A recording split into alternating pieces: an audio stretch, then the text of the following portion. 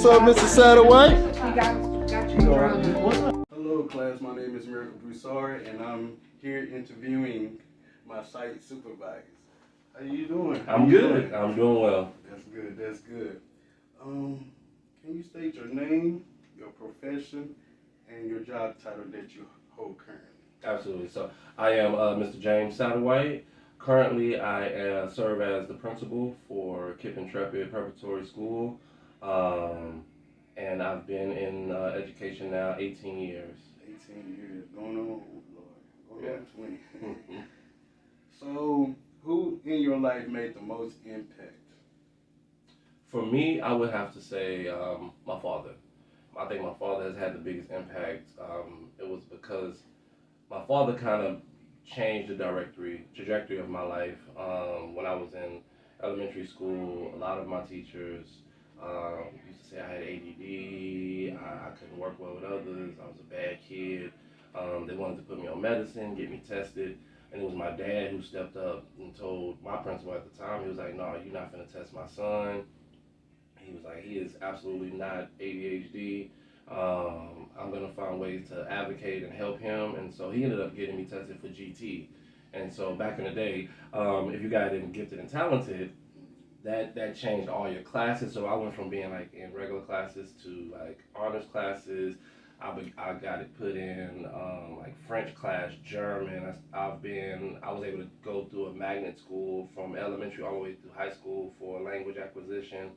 And it just completely just changed that trajectory and the narrative around me. And so, come to find out, it's not that I was a bad kid; I was just bored.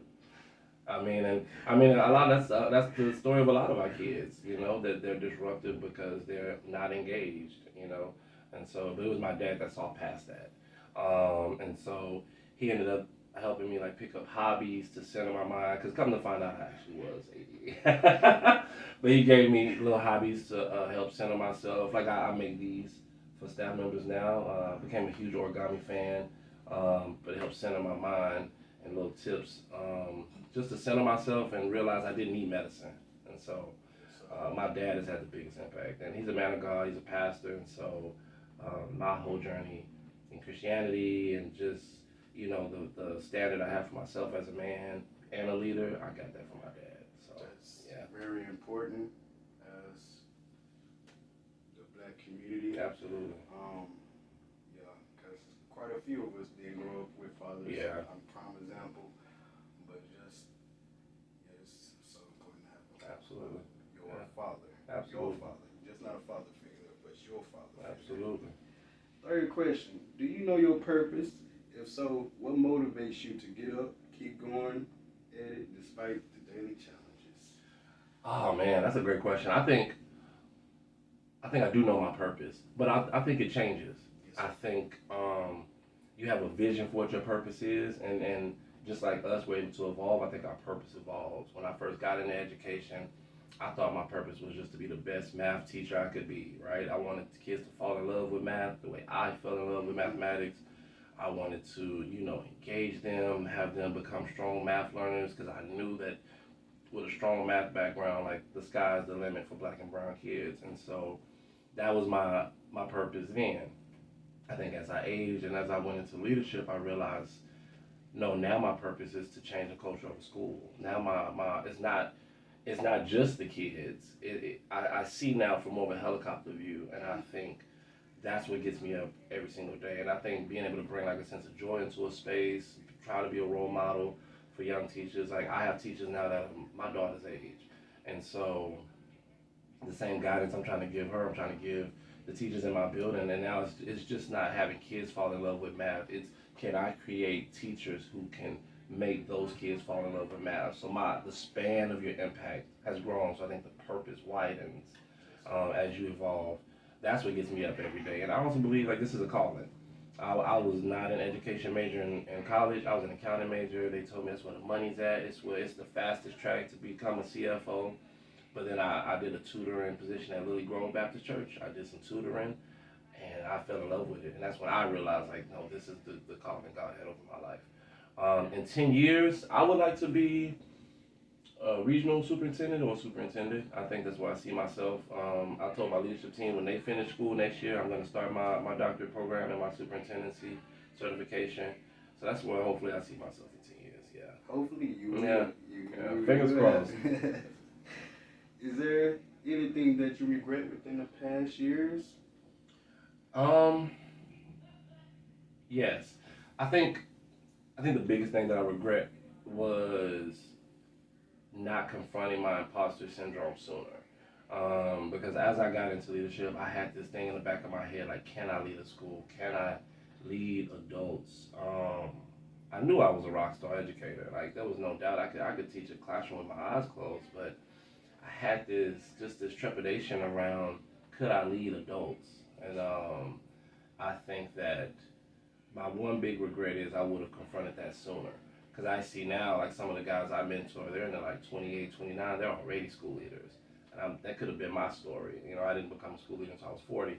And so I think I would have addressed and sought out the mental health, avenues to really overcome some of the doubts and insecurities I had in myself because I realized now they didn't have any grounding. Yeah, that doubt that I had, I realized like, no, I am enough. Actually, I'm more than enough. And now that I'm in the seat and I'm alongside other school leaders, and I'm like, no, I'm doing just as good of a job as them. Like, and not to sound, overly confident, but I feel like I know now my worth and I know I'm enough and I can lead and I'm not going to be perfect, but I can be perfectly imperfect. And so every day is just, can I become 1% better? Because we know like over the span of time, if you just increase by 1%, you make exponential growth. And so that's just my goal now. I think that's one thing I regret, but then I don't know, that changes the whole trajectory of my life, and maybe I don't end up here. And God has a plan, but if I had to name a regret, it would be that. If there is last question, great answers. I love your responses. Thank you, I appreciate it. Painting a picture of who you are. Yeah. If there is one thing you could leave with my class, a word of advice or a nugget they can live by, what would it be? Ooh.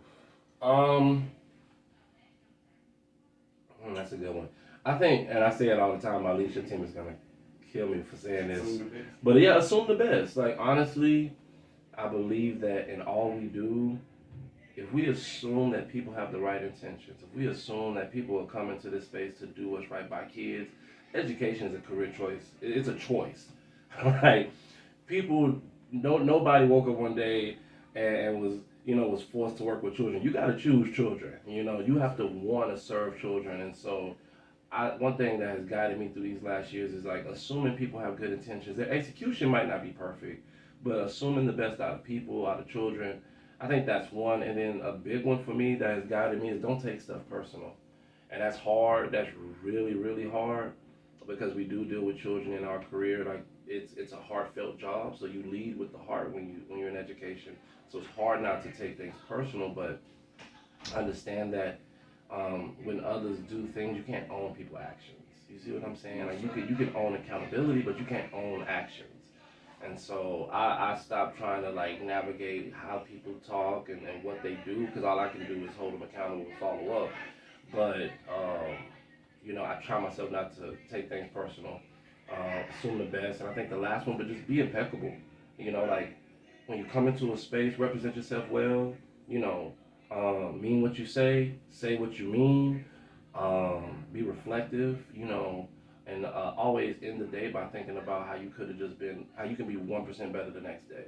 Like every single day, I make hundreds of decisions, and I can't tell you right now they're all the right decisions. So when I reflect, it's like, okay, James, how can you do that better? Was that the right decision? How can you circle back and make sure to improve that situation? So those are just some nuggets I think that have carried me, and just be yourself, be authentically you. The sky's the limit. Believe in yourself, and always ask for help. Soon. Don't wait. That's my regret. I think that goes with my regret. I didn't ask for help early enough. You got to be proactive with the help you need. And I think had I gotten a mentor, had I gotten a financial advisor, like it's so many things that I got now. At 40, I'm like, man, I needed this at 29. So just seek the help you need, find that help, and listen when it's in place. I think those are Oh, that's a lot, but those are some nuggets. I really do appreciate Those are some nuggets, man. I really do Absolutely. it. Appreciate you. Appreciate your time, because I know you're a very busy man. Yeah. Appreciate just the words of encouragement. Thank you for your guided wings. Put me on up under your wings, like I told you a couple weeks back. I need you to put me under your wings, Absolutely. because Absolutely. I see myself growing fast in this field, and I know it's going to be a journey, a marathon, but I really do appreciate where God placed me. Because everything happens for a reason. That's right. That's right. Everything. And I really appreciate Appreciate you, man. man. Yeah.